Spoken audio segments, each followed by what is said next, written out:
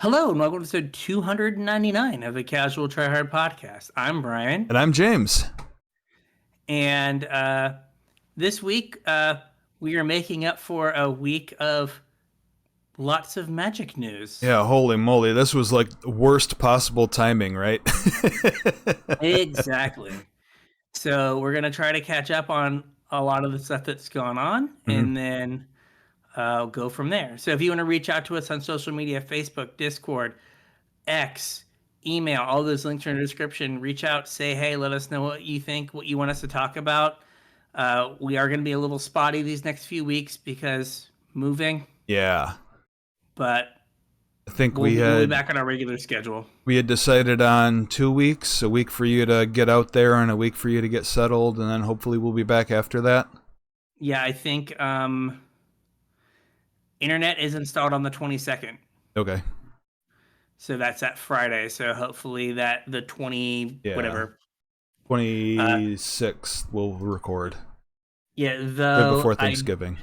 though I don't have a wireless card for my computer, and I don't know if I have internet wired, so I might be on the laptop again. No, we'll figure it But out.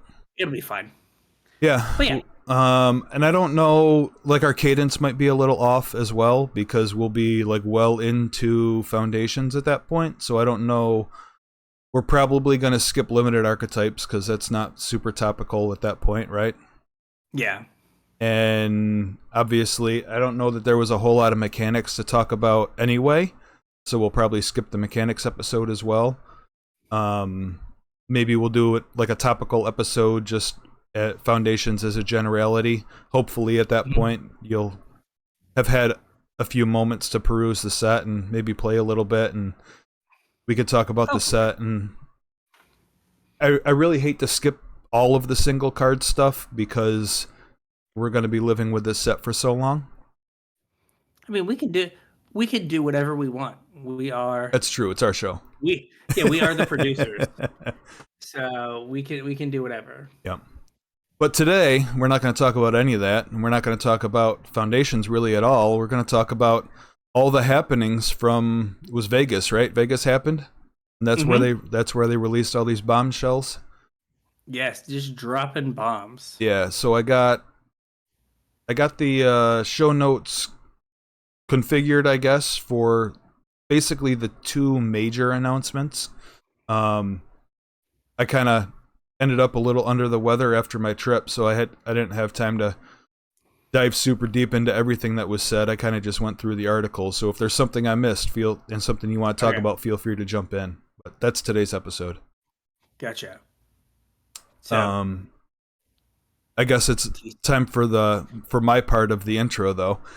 Yes. Yeah. Yes, okay, good. I was like, did I zone out? No. Did I look at election results and miss it?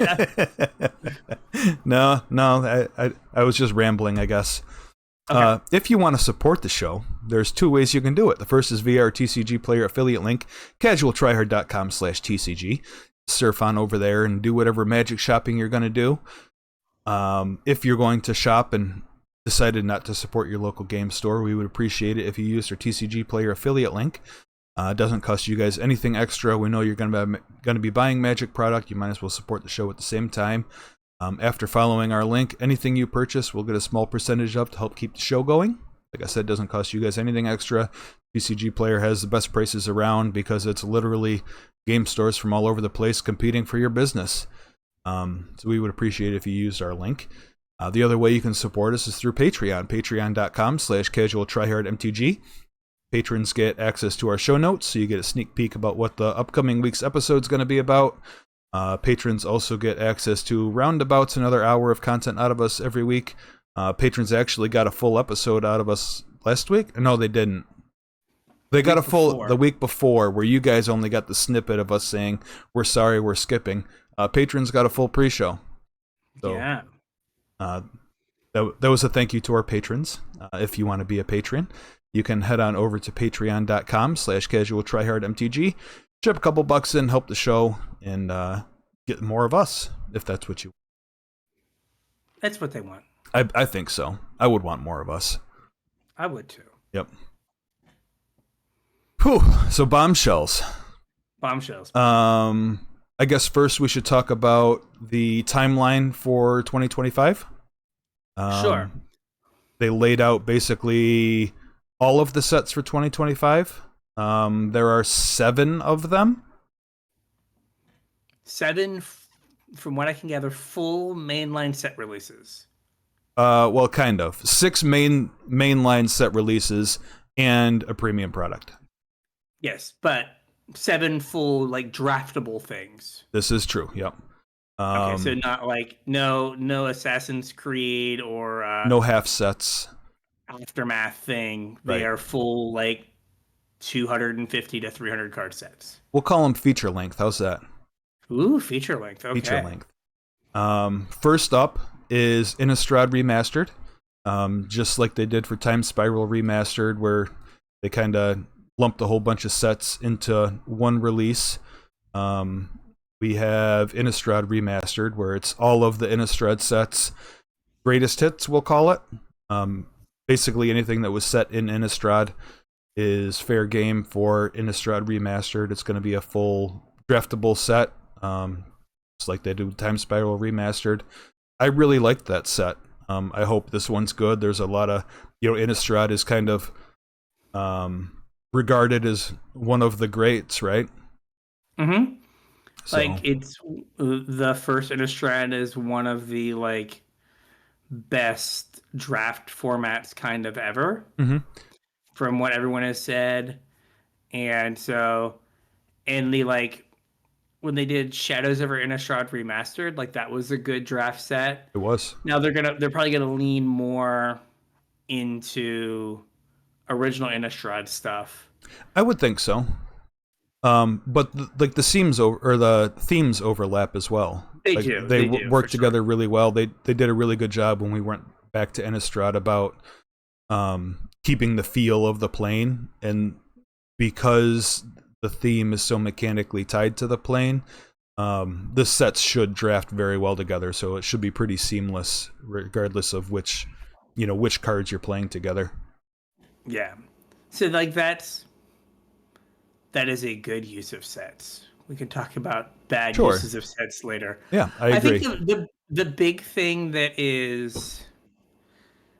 might impact this product is there aren't really any chase cards left from the Innistrad block.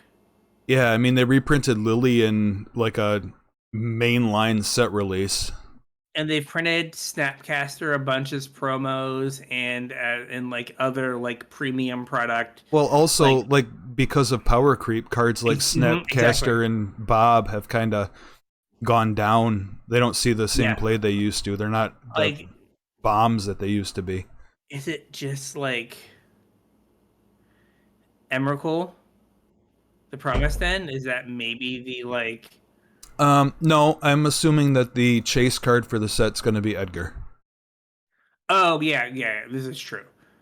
I guess they have like the commander because Edgar. I don't know how much Edgar is. I know it's a lot. Over $100. Okay. So I'm assuming that's going to be the chase card, and I see like 4 different versions of Edgar here. Yes. So I'm sure that Edgar's going to be the chase card for the set.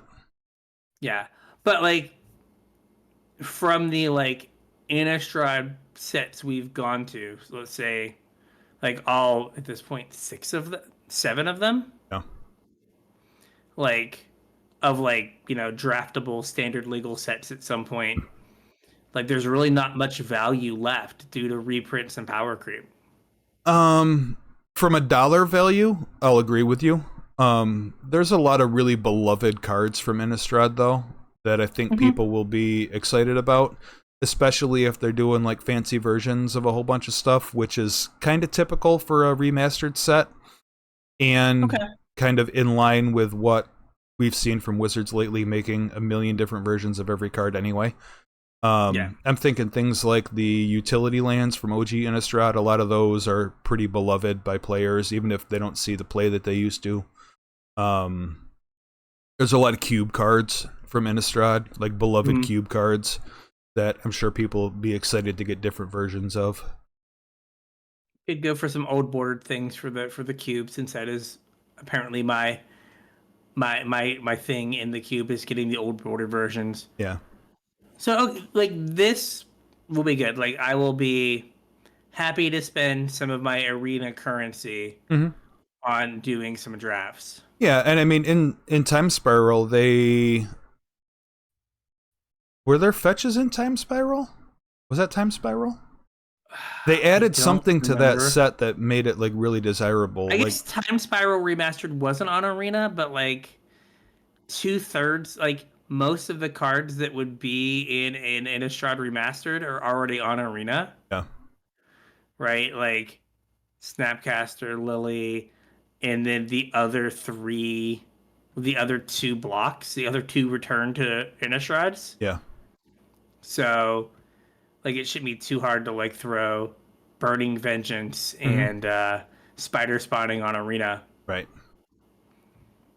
I So don't think they necessarily want Edgar on Arena. Like Edgar's banned no, in 1v1 Commander and has been since it was basically printed, and like that's really the only use for it on Arena, so I don't know that Edgar makes it to Arena, but yeah, they could do one of the things where they did it with some other sets where they're like, nah, we're not gonna yeah. put this on here for reasons. So all right, next Oh, hang up. on, before we move on Oh, from this, the only other thing I wanted to say about Innistrad Remastered is we knew it was coming. Like I don't remember seeing this and being surprised it was here. I mhm. definitely didn't have it slated for a January release though. No, but like I guess this is similar to when they did Time Spiral Remastered, right? Was Yeah, it January? Like I maybe think this is so. maybe this is just where they're like throwing in like the nostalgia set. Yeah. You know Um, what I mean? what's kind of wild is moving into the next set. Like Innistrad Remastered comes out in January, and then it's literally 2 weeks later that Aether Drift releases. So while we're at the Innistrad Remastered pre-release or release event or whatever it's going to be, like we will be getting spoilers for Aether Drift. Yay! Yeah. So next up is Aether Drift. Mm-hmm. Um, the um, the Death Race set, basically Death Race Yeah. 2000, Yeah. uh, which the remakes not bad. Like if you just turn your brain off and you just want to watch Jason Statham drive cars, like it's fine. I'm a big fan of Um, Jason Statham. yeah. Um, so Thematically, this is Chandra racing through multiple planes in a death race yeah, so basically, through Omen story paths. wise, yeah, the Omen paths from when the Phyrexians did their thing Yeah. allowed, yeah. So, uh, they spoiled some of the cards. It's gonna be my first thought was is like kind of has a Kaladesh vibe Mm-hmm. in terms of like a ridiculous like it's 5 mana but a ridiculously large 5 mana uncommon vehicle, Yeah. and then multicolored gear hulks. Mm-hmm. So I did see something today that resonated with me, that it feels like a lot of Magic set design as of late, or at least like story stuff, has been Magic the Gathering the Beach episode. So Where let's save that thought for a moment. okay, save it. I do want to talk about that, but I figure we'll talk about that with the other big bombshell once we get through Okay, all of the sets for next year, if that's all right. that is fine. Um, yeah. And also, why is look at this art? Why is Chandra on one of the light cycles from Tron? That is a light cycle from Tron. Uh, it is. You are correct. It is. Okay, I'm just glad we can all Um, agree. again, that ties into to my thoughts at the end of this segment. Okay, so yeah, so a kind of vehicle, I'm guessing like artifacty focus set. Like if you have like the Gearhawks Hmm. and then a bunch of vehicles, should be fine. Yeah, At and least mechanically, I don't see a problem with it. no. It'll be an interesting set mechanically. And I think those are my thoughts. It'll be an Okay. interesting set mechanic. Next up. Like we said, that comes out 2 weeks after Innistrad Remastered, so in February. It says the actual set release is on Valentine's Day. Okay. Don't know that that's great planning, but it is what it is. I mean, is this where you just dunk on the Magic community and go like, You nerds that are many going to be people are gonna playing have Magic. dates? Yeah, Yeah, exactly. exactly. You can take Chandra out for dinner. Yeah. Because you're not taking anyone else out. Yeah, maybe they'll have life-size cardboard cutouts at the door. Exactly. Chandra for this sweaty nerd, Chandra for that sweaty nerd. Yeah. Chandra and Liliana play mats, but they're dressed up as like biker girls. Yeah, there you go. Uh, You OGs will know what we're talking about. yeah, The infamous Chandra and Lily playmat. you'll know. All right. So next up we have Tarkir Dragonstorm. So we'll return to Tarkir, which like for as I feel beloved as like Tarkir, like the cons block was. Mhm. That was nearly 10 years ago. We went back to Ixalan, a set that people do not have like Right. fond memories of, before I went back to Tarkir, which is weird. Well, But I mean, it kind of makes sense, like, story-wise, because there was a lot more going on in Ixalan than got resolved when we were there. And fair. because of the story arc in Tarkir when we were there, like, that was kind of wrapped up with a neat little bow on it, and there wasn't... Mhm. I don't know what we're going to be doing back on Tarkir, because it's, like I said, that story was pretty buttoned up. Yeah, so this is April 11th, this comes out. Yep.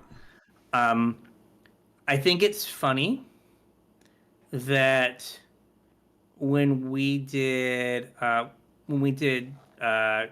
cons, hmm like that set had morphs, Yeah. and then we had manifests, Right. and then we had morphs but bigger, Right. megamorphs, right? And we are going to have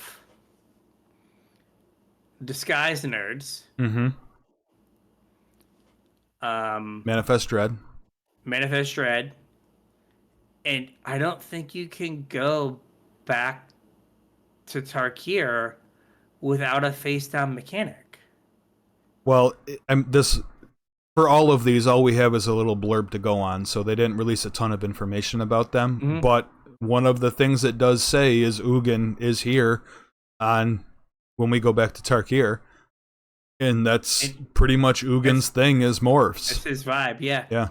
So like, but we also know that morph isn't good enough, Right. right? So that's why they had to do disguise. Yep. So like, are there going to be 3 different face down mechanics Maybe. I mean, in standard at the same time? unless they can find a way to do morph as a mechanic, like making morphs matter instead of morph as the mechanic. You know what I mean? Like making face down creatures matter? No, specifically morph. The act of morphing something? Yeah. Okay, so like when you morph a creature, do a thing. Right. Okay, I can see that. That's the only way I can see them doing morphs Like again. Otherwise, you're right. They just have to turn the dial up. Yeah, because like a 3-mana 2/2 vanilla isn't good enough for the other cards, for the non-morph cards they're going to print in the set. Right. You have to make the morph an engine. Yeah, it has to. Yeah, you have to put together pieces. Yeah, something akin to like a Deathmyth's Raptor or something. Mm-hmm. All right, I have to take this next one. You absolutely do. Final Fantasy Universes Beyond releases June 13th. The big thing about this, other than 100% there's going to be Cloud Sephiroth, I wonder if this is all of Final Fantasy, or if they're going to do mainly like the Final Fantasy 7 kind of area, because like I feel like that's the one that is culturally more like relevant. known. Yeah. Well, especially with like the remakes coming out and stuff. yeah. So another thing they could do is, again, this is something that we're gonna kind of get back to here in a moment, but we're gonna be getting an awful lot of Universes Beyond, which means Magic is going to be chewing through other IPs at a pretty rapid pace. It might make sense for this big mainline set to be Final Fantasy VII, and then a secret lair be like Final Fantasy III, or Commander Decks be like Final Fantasy, whatever. Yeah, because like there's not Secret lair chocobo races. Yeah, where you just or like you just have a bunch of vehicles that are different colors of chocobo. Yeah. Um, yeah, but like I think it's gonna be like I feel like the Final Fantasy that people know, and maybe this is just me, is like there's Final Fantasy 3, which was like the one that blew up here, Right. and then like which is technically 4. And then in the US, we didn't get 5 and 6 as like main releases. Then we got 7, which like carried the PlayStation and is one of the best games ever made. Final Fantasy 8 is fine, but nothing to write home about. Final Fantasy 9, I super don't remember. I know I played it because I played all of them. Yeah. And then Final Fantasy 10 was pretty good. Then they murdered themselves with 10-2. For those of you who don't know the story, so Final Fantasies were always a new game with all new characters, but like the thing that held, much like Magic, the thing that held the games together was like they had summons, they had the same spells, there were similar gameplay mechanics. Yeah. And they released Final Fantasy X, and then shortly thereafter, Square released the Final Fantasy movie Advent Children. It was a full CG movie. I watched it not too long ago. It is fine. It's not great. It's fine. It's decidedly okay. It is a movie. It is decidedly okay. But that movie bombed. Yeah. And Square was on the verge of going out of business, so they had to turn over a game really quick. So instead of building a new Final Fantasy from scratch and making Final Fantasy 11, they hired some writers and just extended the story of Final Fantasy 10. Exactly. So and I think I got it in grad school because it was a thing I did. Yeah. And then I never got into it enough that I like finished it. So, and then like I think and then they got into like there was another one that was good in there, like 11 or 12, and then maybe 11 was online, then 12 was regular, and then like 13 or 14 is when they went like fully online and became Final Fantasy Online, but whatever. But like I feel like they could do like 11 or 7 would like carry a set for sure. And then like you said, like Final Fantasy 3 is I think beloved, but it's only beloved by like the 35 plus audience. Right. And so there were 2 of the old ones that were pretty big releases, weren't there? I think Final Fantasy, like the original Final Fantasy, like was on the Nintendo. Yeah. And like I didn't play it, but like I remember the cover and like stuff. So like I think that like because like that game was kind of I'm sure that someone's gonna be like, oh, there's some computer game, blah blah blah. But that kind of felt like the beginning of like the modern like turn-based RPG thing, like maybe Dragon Warrior from like the Nintendo was like. And there were 2 Dragon Warriors too, I think. Yeah, but like that one was like a weird first-person perspective. Okay. And then Final Fantasy, because like you'd walk.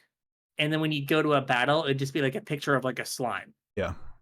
Right. And then the Final Fantasies, you had like the side view where you had the party and you could see all of your party members.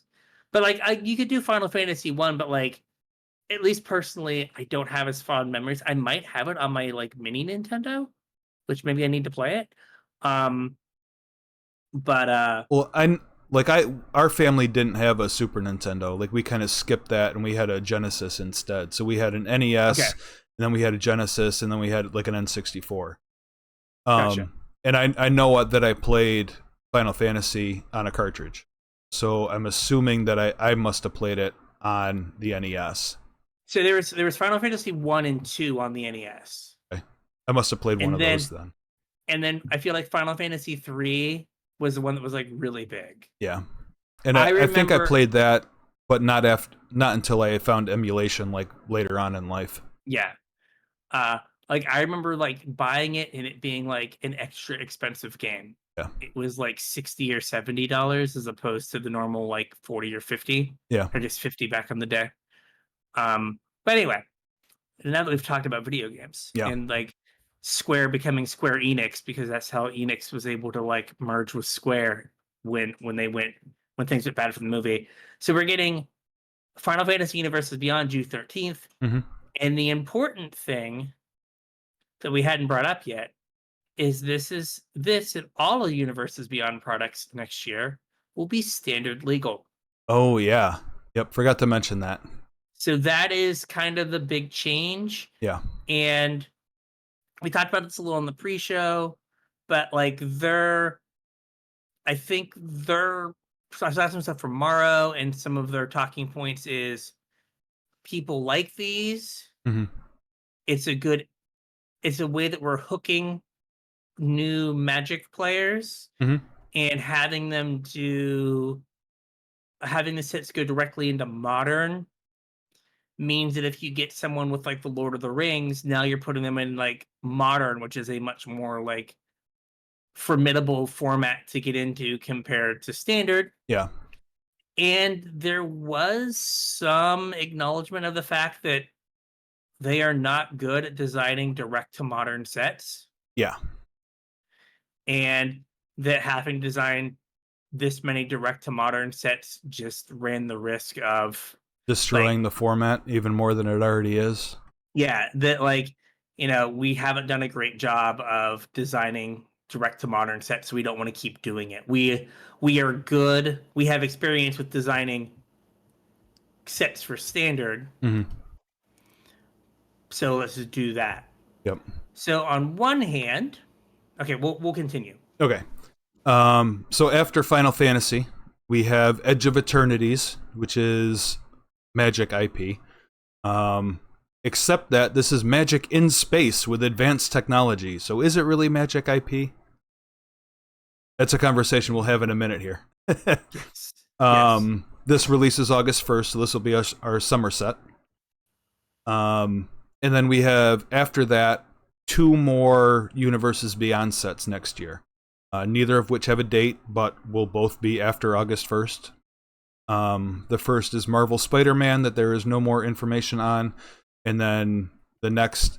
Well, I guess we can talk quickly that we do know that it's a Spider-Man set. Yes. The Marvel Universes Beyond, I guess, is going to be like an ongoing thing. We got a secret lair that we can talk about if you want to, if we have time. You had mentioned a couple things about it during the pre-show that I don't know that I was super aware of, but this is going to be a Spider-Man set. The Marvel Universe is obviously way bigger than just Spider-Man, so I would not be surprised if we got at least one more mainline, full-size, like full-fat, feature-length Marvel set. I think it would be possible that you could do a full Iron Man set Mm-hmm. with, just due to the popularity of like the Iron Man movies, Mm-hmm. and probably like a full Captain America set. Mm-hmm. And again, due to the movies, and like maybe Thor.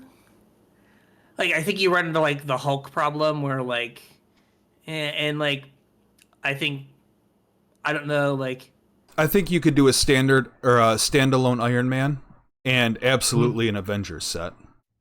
yes, I think like Iron Man, Captain America, and then like maybe Avengers, where you bring in like, kind of like they did for the Secret Lair, Yep.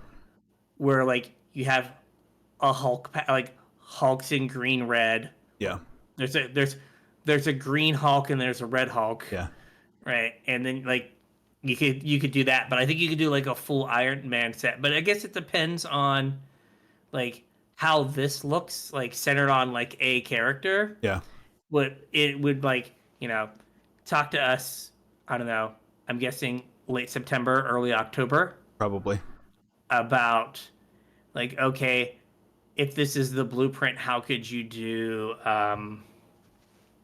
uh, Iron Man or Captain America in this vein? But like, I think so. Do you remember this movie wasn't good? But do you remember X-Men Origin Wolverine? Yeah. Right. That's where I was going to go next, but continue. Okay. Just the like I like so they made the movie and Hmm. I was like initially before I saw it, I was excited about like, Yeah. oh, they could do one of these for everyone. Yep. But then you watch the movie and they kind of crap the bed. But also, like there's also this problem of like how many X-Men do enough people truly care about Hmm. that you could like do a whole movie? Sure.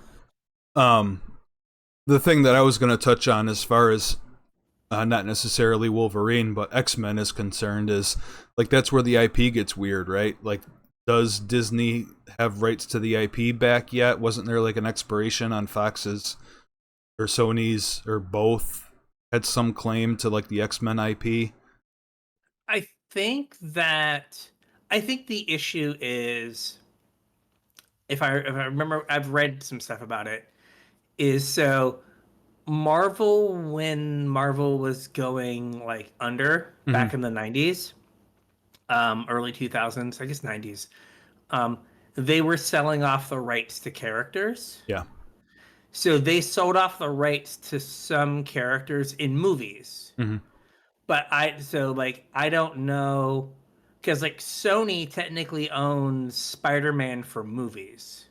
So whenever you see Spider-Man in a Marvel movie, he's on loan, Yep. right? And apparently there's a famous quote that when Marvel basically offered up all of their characters Hmm. to Sony, Sony said no one cares about any of these characters other than Spider-Man. Oh. Oops. Yeah. Um, Now, granted, this was like mid to late 90s, so that was Sure. probably more true then. Um, but I think probably for like other things, Hmm. Marvel still owns their rights. Okay. So, like, I don't know, I mean, there's like definitely this. enough material for an X-Men set. Absolutely, like you could do an X-Men set. You could like again, like you could very easily do a Wolverine set. Hmm. You could do like a Gambit Secret Lair, like easily, Yep. because I think that's a character like, I don't care about. I care about. I don't care about anyone else. Uh, I remember OG Gambit. He was a beast. oh yeah, I guarantee. Shouty. Uh, but then like the same thing, you could probably do like a Wolverine set, Yeah. and then like they did here, maybe some like one-off X-Men Hmm. secret layers, and then like an X-Men like team up Yeah. secret layer where Magneto was Grixis, Sure. and No, that'd be there awesome. you go. Yep. Yeah. Um, yeah, and then unknown universes beyond. So all of these universes beyond products are going to be standard legal. Yep. And here is the one of the things from like just a gameplay perspective. How big is standard going to be? Absolutely massive. Standard is I've heard things that like Pioneer is kind of the size of like extended, Hmm. like when extended got Well, like turned into modern. I mean, standard is going to be the size of extended. By the time it Yes. rotates, Yeah, it's gonna be like you're gonna have like this is a year and a half worth of sets yeah, in standard in a year. yeah. So you're gonna have, from like old timey Magic point of view, you're gonna have 3.5 years worth of Magic sets Mm-hmm.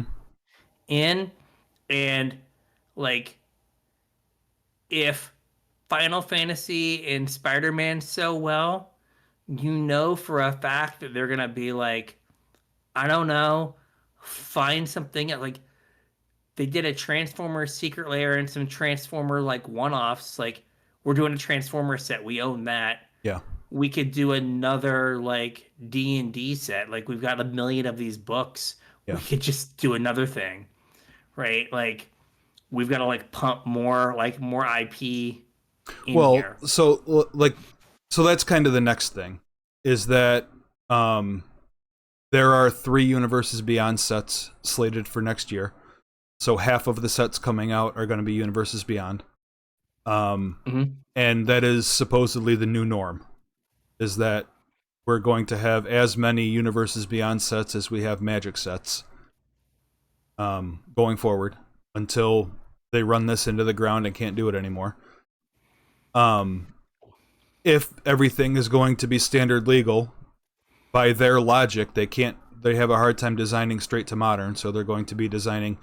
And I think they said in the article that they're not going to stop like Modern Horizon style sets to shake the format up, but that's not going to be the norm anymore. We're not going to have, release after release that are pumped straight into modern. So if this is going to be the cadence, and they're wanting to put like, because it's been a few years now where we've had 6 mainline set releases in a year. They just haven't all been standard legal. Yes. Now, if they're saying that we want to make all of these standard legal, like, I don't see a reason why they're not going to have 6 mainline set releases a year now. So, I mean, they very well could. And like 18 set standard. well, that's kind of where I'm going here. Is it like the rotation's 3 years now, right? Hmm. So if we're doing 6 sets a year times 3 years, and Hmm.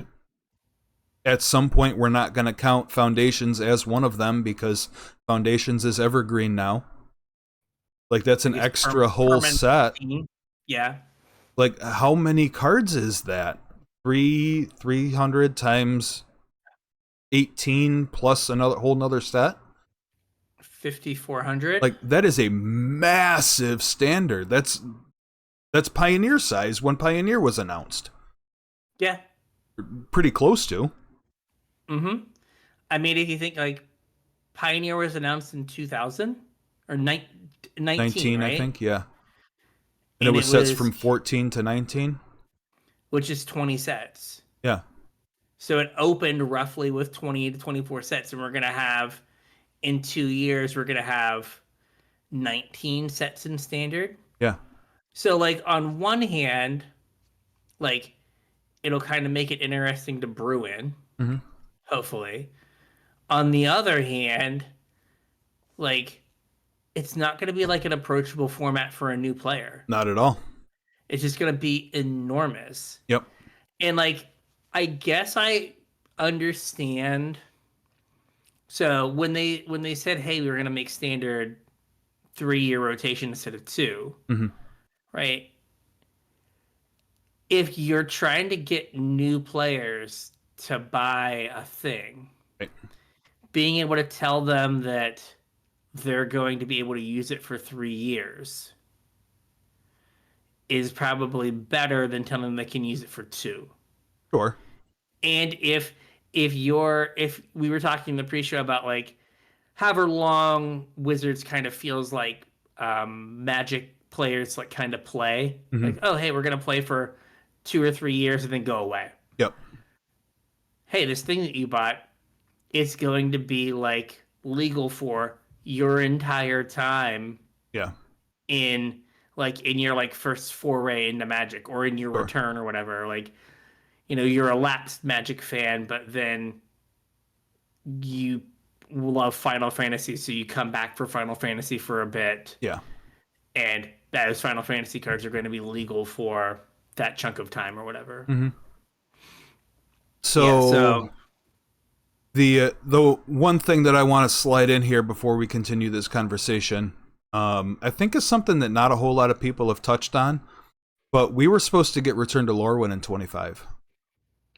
Yeah. And one of these UB sets displaced Return to Lorwyn. I needed elementals for my Pioneer Elementals deck. I can't play elementals from 5 years ago. They're all trash compared to the commons now. I think they said that they're still planning on doing it. It just got pushed back to 26. But like that's still a bummer that it is, yeah, like a plane that I wasn't around for kind of the first go around, but I think that's because that people didn't like it initially. Yeah. But I think now that it's probably about 15 years out from Lorwyn, might even be more than that. Yeah. That like I think people look back on it like with some amount of fondness. Well, I think it's just kind of a slap in the face, right? Because all of these changes that Wizards is making are kind of like geared towards, I guess slap in the face isn't the right word, but they're geared towards getting new players into Magic.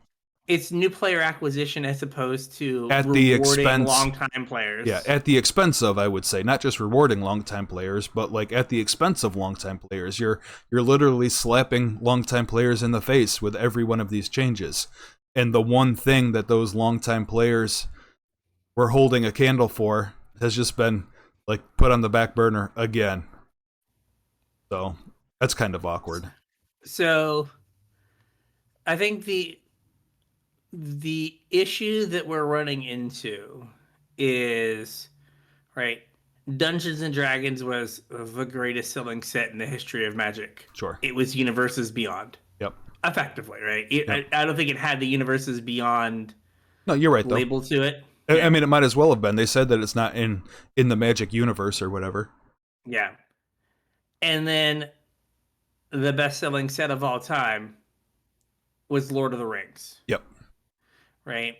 So if I'm Chad looking at my beans, yep, like, hey man, when we do these other IPs, we get more beans. Yeah. Right? So I'm sure it was okay, we're gonna do 6 sets. And someone was like, okay, let's do like 4 and 2. Mm-hmm. And they were like, no, because the Universes Beyond sets sell better. So we're gonna move a Magic set out. And what's the one which one have you done the least work on? Lorwyn. Okay, bump it, put something else in there. And like I think this is just a like pure money thing with like no thought about like impact to the game and in franchise players. I think everything now is just like, can we grow the player base? Okay, so grow. That kind of leads me into what I wanted to circle back around to that I think we touched on a little bit earlier, and that is IP. So in Magic's history, when you think about Magic from, I'll call it a flavor point of view or a lore point of view, there have certainly been ups and downs where, we had sets like Innistrad and Theros that were like heavily influenced by some other IP, not a specific one, but like some other way of storytelling or inspired by a world or what have you. But think about the other sets that were like extremely Magic. Something like Cons or Time Spiral. Or Urza's Block or Ravnica. Yes. Like things that you can look at and say, okay, like sure, you can always find, similarities in plotline to other like works of fiction or whatever, but like those things were very uniquely Magic. Like those settings really didn't exist anywhere else. Even Lorwyn. Like sure, it had some fairy tale like inspiration or whatever, but it was very uniquely Magic. The story, the characters, the feel of the plane, everything about it was uniquely Magic. When I think about enfranchised players, and I know I've always been a little bit more into the story than you have, and like some of our other friends that we played Magic with. But when you think about enfranchised players, like that was a part of the game for those players, was the uniquely magicness of the cards we were playing with. And I think that goes along with enfranchised players. So when you're talking about like acquisitions of new players versus at the cost of enfranchised players, I think those things kind of go hand in hand. When you look at the sets that we've talked about today, Aether Drift, it's a death race across planes. Like, there's not a whole lot about that feels uniquely Magic. True. I was gonna say that, like, before, when they took inspiration from somewhere else, Mm-hmm. let's say Greek mythology Mm-hmm. or like Classic horror. classic horror, they took pains to make it magic-y. Right. Right? Like, so, like, I didn't even though mean you to were like, discount that. I no, no, just no, no, meant no, like no. there were better examples that I was trying to use. Yeah, but like in terms of like, but I think those are good examples of like, here is a thing from somewhere else, and we're going to use part of it Mm-hmm. to, like, we're gonna use it and then build the magic world on top of it. We're gonna use its structure, Mm-hmm. but then make it magic. Right. Um, and to like a lesser extent, like Kaladesh, like Mm-hmm. Kaladesh had like subtle like Indian like influence to it in some Sure. of the art, some of the character names. Like, I don't know how the super white redheaded Chandra came from there, Yeah. but fine. But like they had a very like it was a magic set with like slight influences from like the real world, Right. right? And recently, I said this before, it seems like someone just went to Netflix Mm-hmm. and looked at like the genres of movies Mm-hmm. and said, can I put Chandra on a motorcycle? Mm-hmm. Can I put half my characters in a cowboy hat? Right. Right? What are the tropes of this genre that I like? It's like almost like the Chat GPT. Yeah. It's like you went to Chat GPT and said, I want to make a, what are the like top 20 tropes in Western movies? Mm-hmm. Let's hit them And all. and then Chat GPT spat them all out. Yep. And you were just like, and they were just like, we're going to make cards that fit these tropes. Yep. And then that is going to be the set. So as opposed to saying we're going to, in terms of, it really comes through in the art, but in terms of like art and like the flavor of the cards, Mm-hmm. we're going to try to do a like Magic's take on Westerns. Mm-hmm. It feels more like they're doing like Magic as a Western, That's a really good way to put it. right? Yep. As opposed to being like, you know, they're not on horses, they're on something else, right?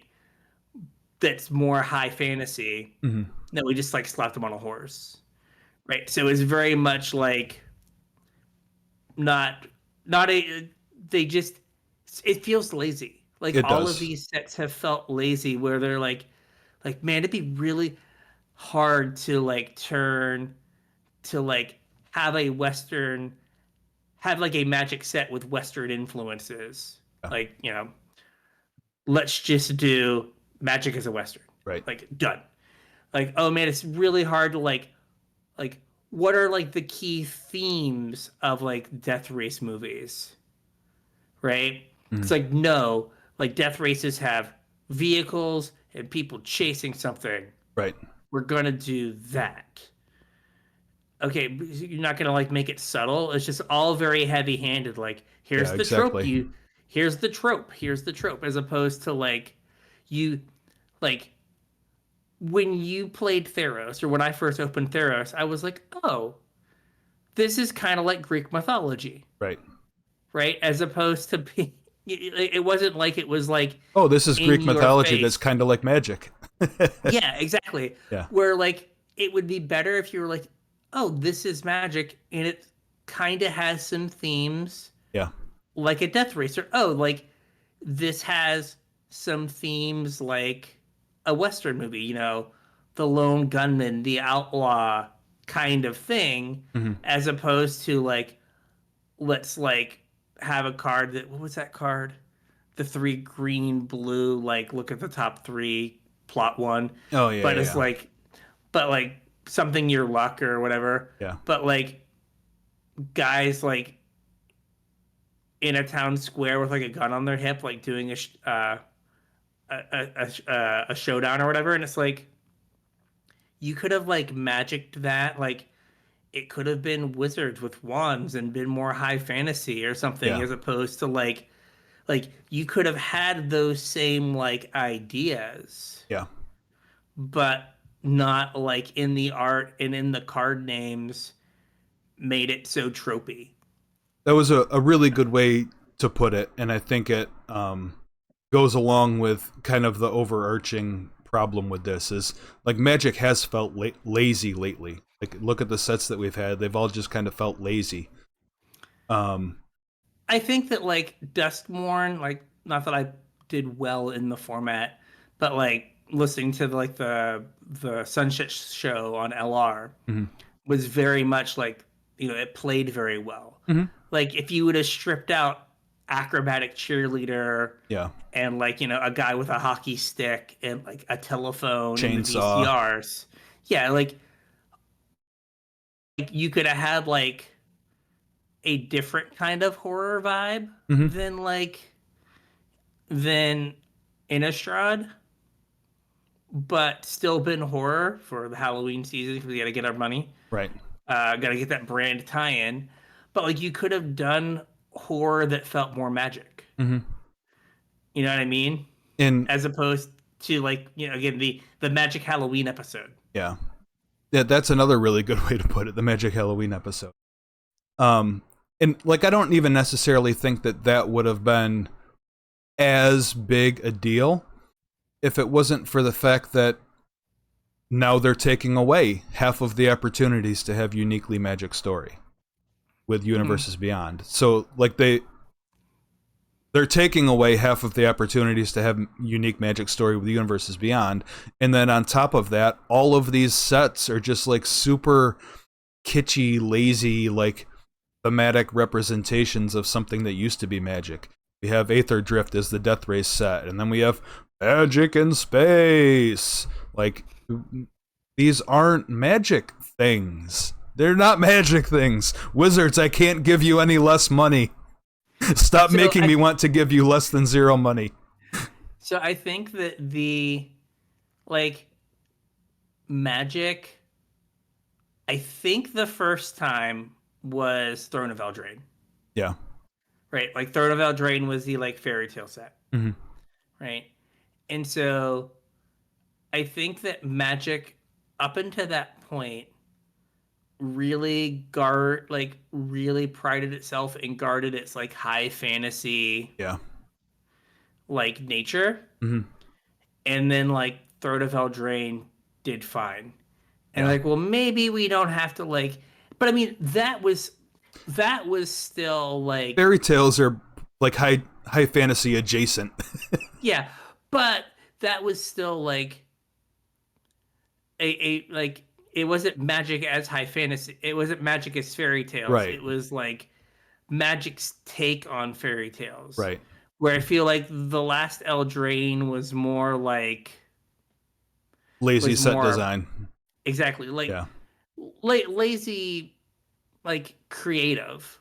Like not Sure, in yeah, terms, it's not fair to say lazy set design, but yeah, yeah, but like lazy creative. Like it wasn't that they played poorly. Like the reason they get to do these universes beyond is like as long as the mechanics work yeah, on some level, the picture doesn't matter. right, But the problem is that at least for some portion of the player base, the picture matters, hmm, right? Like you, for years they strive. Like I think whatever for sales and whatnot, but like at least like kind of like, and I even left. But it kind of that like peak Magic arc is like when they really started to get into like you know the Wrath cycle and they started to yeah, like build this like world and story because before they were like one-off unconnected like right, sets. And it seems like we're going back to that where they were like when they were like Arabian Nights because like well what are we supposed to do? I don't know. We'll do Arabian Nights. Like yeah, we'll do mildly racist things. Like, okay, cool. Right? And now 25 years later, we can't do mildly racist things. yeah, But like what the thing we can do? We can watch like four bad movies and go like, I think I can take 220 screenshots out of these four bad movies yeah, and make those the cards. yep, So like this is like when top-down set design goes bad. hmm, I agree. So because it seems like they like get an idea and then they like try to design all the cards and all the art Hmm, to like fit that idea and like everyone talks about Innistrad so lovingly, but it was like it was done well and it felt like you were in a scary place in the Magic world hmm, as opposed to again Magic visiting a scary place right. or like Scooby Doo. Like we're just all in the mystery machine and we just show up at a different place and like sometimes we get the Harlem Globetrotters, sometimes Richard Simmons is there. You Yep. just don't know what you're gonna get. Who's behind this Like mask? exactly. Mr. So Watson. I would have got away with it if it wasn't for your meddling planeswalkers. And it's like, oh my god, can we please stop? But yeah, it feels like they're just like they are like you said, we're losing three chances to tell Magic stories. Hmm, And the three chances that are left, at least for the last year. Now, I think Morrow has admitted that they have been a little trope heavy as of late. well, I hadn't seen that, It, but I guess there's at least that. there is some acknowledgement. Yeah, Um, but like it's just been like one tropey thing after another, and like I'm hoping that they like move on. yeah. But like, I don't know if I hope so. yeah, like as long as the sets keep selling, I guess. But Like, now, I don't know. It's making it really hard for me to like get back into Magic. Like, I don't know. It's tough. it is. I know I've been like financially boycotting Magic for a while now, and I Mhm. was hoping that a return to focus on OP was going to reinvigorate myself at least a little bit, at least temporarily. You know what I mean? Like to prep for an event or whatever. But like things like this make me not even care anymore. Like I don't. I if this is the way Magic's going, I don't think I care to be involved anymore. You know what I mean? Yeah, it makes it hard because like I think that part of again like we're looking at Magic as people that played it for we've on and off for 30 years, Absolutely. I started playing in right? 1994, so I think I started in 96 yep. or 97 some or 98 somewhere in there no, sorry 95 or 96. But like we're looking at it from like that lens. Hmm. And so like part of Magic is like the nostalgia Yeah. of like, oh, this reminds me of Phantom Monster. This reminds Hmm. me of Shivan Dragon, Yep. right? And you open a pack that is, some like combination of like weeb stuff and like video games, and it's just like yes, this is the card game, but it's not the thing I remember. Yeah. And I know that is old man yells at clouds, but like there is like a place for I don't it feels like they had a good thing. Hmm. And I don't know like, I guess from a business point of view, they thought they could get more out of it, and this is how they're doing it. But like, I don't know. I feel like there's gonna come a point where, like you said, like I mentioned this in the pre-show. So for all of you who remember, I guess it was our return to Zendikar. We had expeditions, Hmm. and then we went to Kaladesh and we had masterpieces. Yep. And then there might have been a short break, and then we went to Amonkhet and we had the Amonkhet frames on things. Well, I mean, the short break was Ixalan, and we were supposed to have masterpieces for Ixalan. That's how we got the map cards. Oh, okay. But for whatever reason, they decided to not make the map cards masterpieces. So,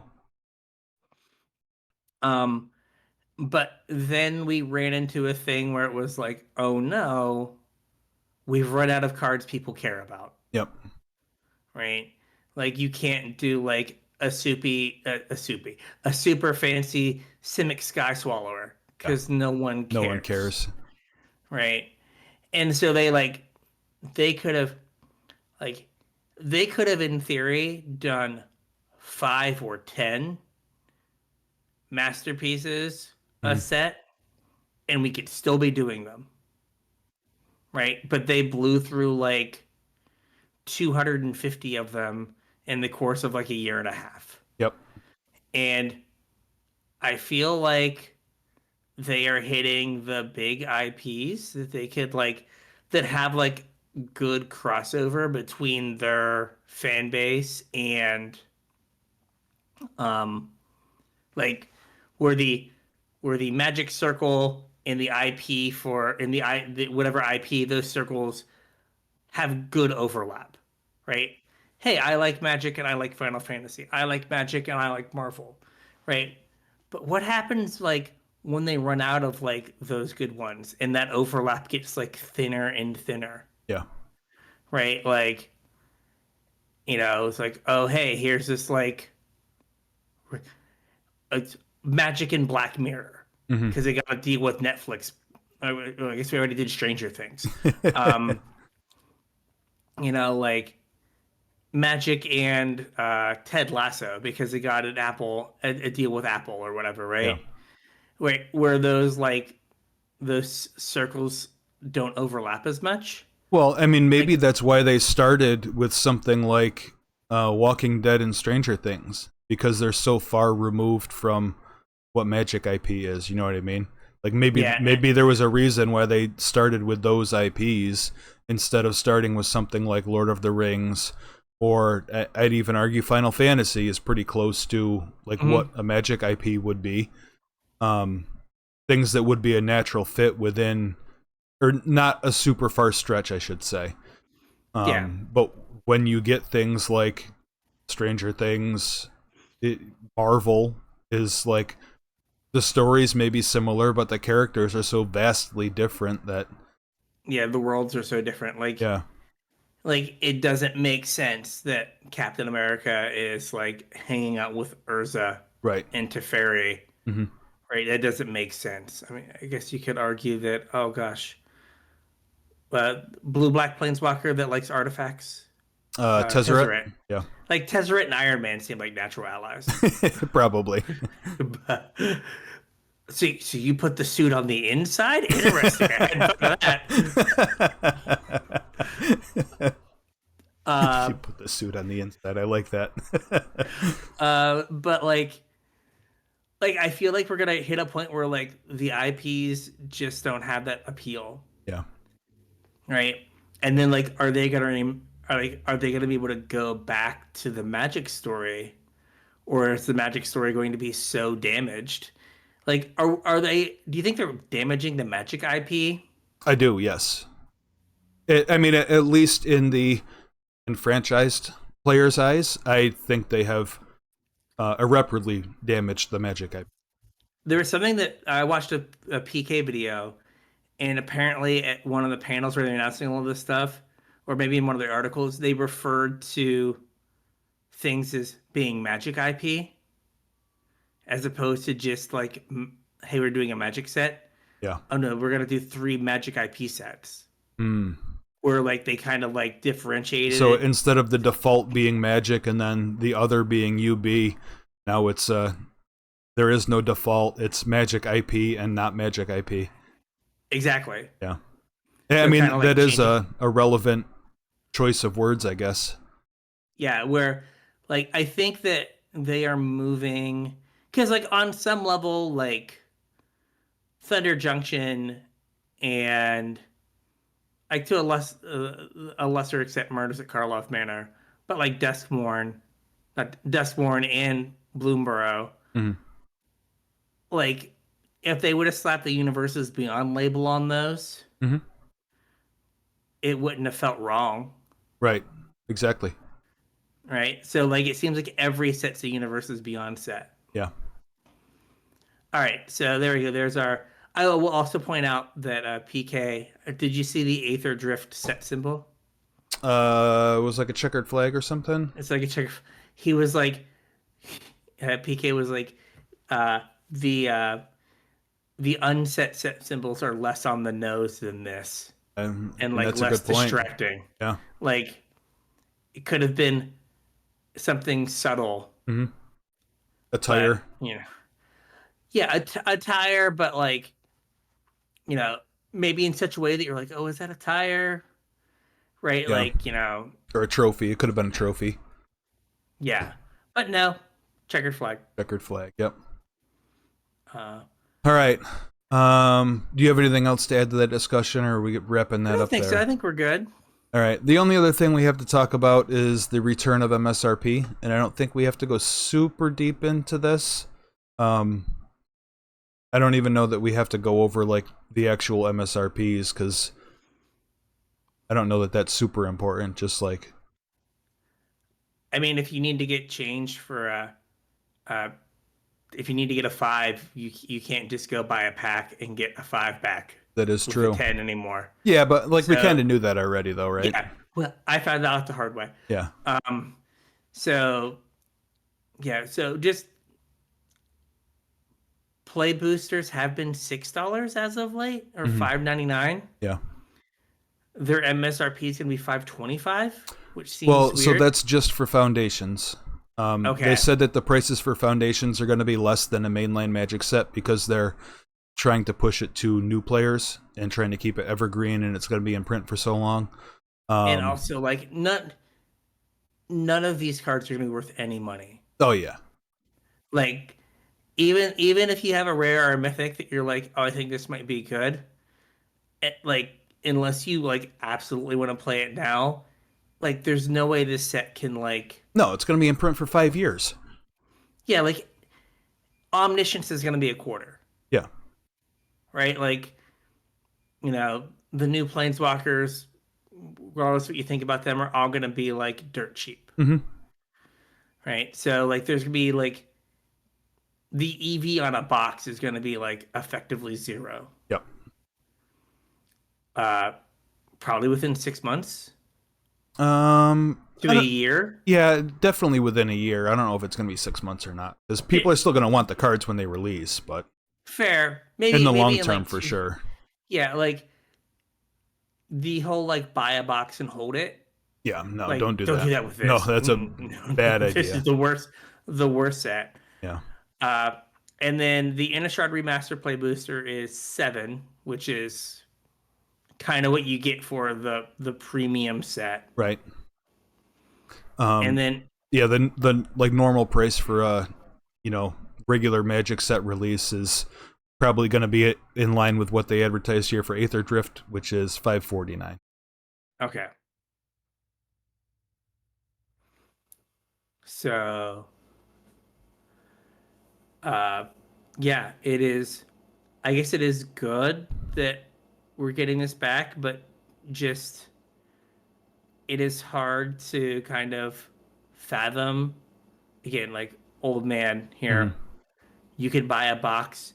Like we used to joke about the Anthony tax, Hmm. where a box was like 110 Yeah. or 120 from him, and you could like buy it online for like 100. Right. But you were Right? supporting the store, and like you didn't Exactly. Like feel awful. you paid the Anthony tax because like you went Yeah. there to like play. Right. Right? The base MSRP price for are they still 32 pack I boosters. don't know if they are or not.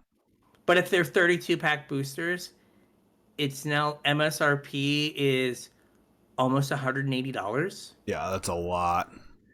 That is so much for a box. Yeah. Like it just makes no sense. Yep. So, like that just makes it hard. Like, because again, like your local LGS, like does your LGS tax make it $200 for a box? Probably. Okay, because it's gonna be like 170, 175, and then like they've like Got to make got their to get cut. yeah they've got to like keep the lights on. So yeah, that's just so okay. And also just real, there are 5 different products for Aether Drift. Hmm. Can we stop? Like I know they're not going to, but like come on. The EDH deck, the bundle, the special bundle. Come on. I Whatever. I guess there's a market for this stuff, but Wizards, I still. can't give you any less money. Stop it. Yeah. Uh and like so apparently they got feedback over the years that like people didn't like the fact that the prices seemed to be set arbitrarily by whatever someone at Amazon decided to like put the box at. Yeah. So, Whatever. whatever. But yeah. So, I think that's good. At least you know what you should be paying for a pack when you like walk in. Yeah, I mean, like overall, I think it's a decent. Other than Magic being ridiculously expensive now, I think like MSRP is probably a good thing. I Yeah. don't see a reason for there not to be one. I don't know why they moved away from it. Seems reasonable to me. Yeah, it I was didn't have a ton to say about the MSRP. I no. just wanted to mention it was coming back. So I think it is good. Um and I think that's about it. Um, it's a little weird because we had a couple weeks off, and we're gonna have a couple more weeks off. Um, Now, my wife has suggested that we for one engagement I just go to your house and we record a show on Tuesday. oh yeah, Back together. She's like, you could go, like, you could record. I said, yes, and I could like go upstairs or something. She's like, no, you could just like go to his house and record if you wanted. I was like, we could, so we could bring back the band for one time. We could share a mic. I don't know You're where like, I would set that up anymore. you're like, I don't know where he would Yeah, go. there's an awful lot of Uh, 3D printers in this room. okay, you got a week. You can 3D print me a chair, Yeah. or at least a cube. Yeah. Just print me a cube to sit on. I'll send you a scan. A scan of my butt, and you can just put a There we little go. butt divot in the cube. It'll be Perfect. perfect. Yep. Yeah, so more than likely you won't hear from us again until basically Thanksgiving or shortly there before. Hopefully I have my internet situation figured out. I hope so. Um, but yeah, so with all that, I think we got a show. We got a show.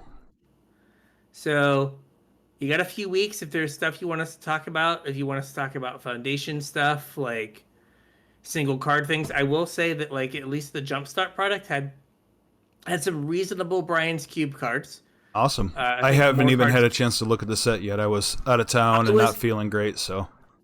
I was struggling to figure out what was legal and what. So that Uh, was a lot of it.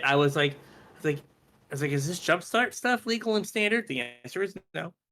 the I answer is figured that no. out, but the answer is no. Jumpstart is not legal and Oh, standard. okay. I didn't know that. I'm That seems like, awkward.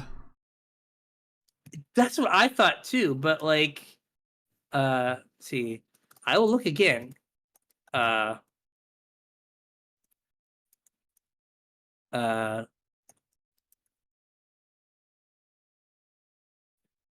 okay, yep. So the Jumpstart cards with the J set code numbered 1 to 56 are permitted in the Commander, Legacy, and Vintage formats.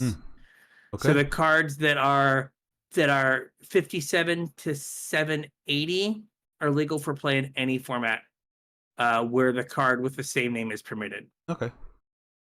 So there's like basically the Jumpstart only cards, and then cards that do not change the format legality, but they're not all standard legal, which feels awkward for the set that is supposed to be in standard. I guess that's why there were like special Jumpstart packs, though, right? There were like starter edition Jumpstart packs, something like that. Yeah, but they are not all legal. Anyway, now we got a show. So if you want to reach out to us about Jumpstart stuff, about the state of Magic, and any of those things, reach out to us on social media: Facebook, Discord. X going to give it to you. That's right. Email. All those links are in the description. Come in, say hey, let us know what we should talk about. Yeah, keep us company in our brief hiatus here. If you want to support the show, a couple ways you can do that. TCG Player via our affiliate link, CasualTryHard.com/TCG. Do your shopping over there, support the show at the same time. We would appreciate it. The other way is Patreon, patreon.com/CasualTryHardMTG. Surf on over there, chip a couple bucks in, support the show. You'll get access to our show notes, not for a couple weeks. You'll get access to our pre-show, again, not for a couple weeks. But support the show nonetheless, access to some extra goodies. We love our patrons. Thank you. Yes, thank you very much. Yep. All right. So with that, we'll catch you on the internet. We'll catch you on the internet.